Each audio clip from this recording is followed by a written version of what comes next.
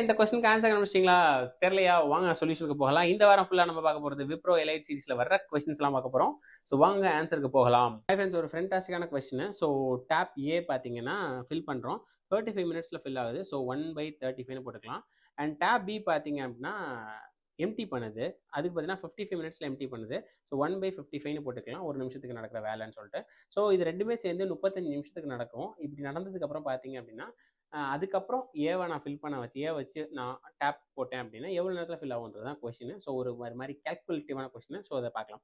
So இது ரெண்டே பார்க்கணும். எப்பவுமே பார்த்தீங்க அப்படின்னா எம்டி பண்ணுறதுனா மைனஸ். ஸோ 135 ரெண்டும் சேர்ந்து -155 பண்ணும்போது பார்த்தீங்கன்னா நமக்கு என்ன கிடைக்குன்னு கேட்குறாங்க. ஸோ எல்சிஎம் எடுக்கணும். ஸோ எல்சிஎம் எடுக்கும்போது நம்ம என்ன பண்ணலாம்னா ஒரு சின்ன ஸ்ட்ராட்டஜி சொல்லலாம். இவன் வந்து 7 × 5, இவன் வந்து 5 × 11. ஸோ இப்படி வச்சுக்கிறேன் நான்.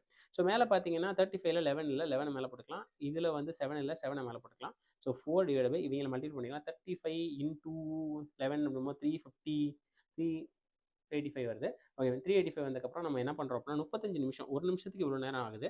ஸோ 35 நிமிஷத்துக்கு நம்ம என்ன பண்ணுறோம் அப்படின்னா மல்டிப்ளை பண்ணுறோம். ஆப்வியஸ்லி முன்னாடியே நமக்கு என்ன இருந்துச்சுன்னா 3, 5, 11 இதெல்லாம் இருந்துச்சு. ஸோ நம்ம அடிச்சு போட்டோம் வந்து 28 டிவைட் பை 77 நமக்கு கிடைக்கும் ஆன்சர். சரி, இது கிடச்சிருச்சு.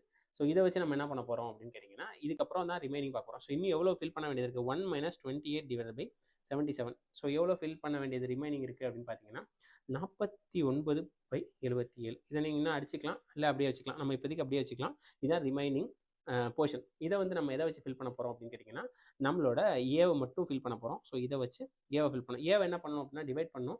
டிவைட் பண்ணும்போது 1/35 பண்ணணும். ஸோ அதை 1/35 அப்படி ரெசிபிள் பண்ணால் மல்டிபிள் பண்ணால் போதும். ஸோ 5 ஆலே அடிக்கலாம். இது வந்து 11 டைம்ஸ், இதை அடிச்சோம்னா 5 வாட்டி.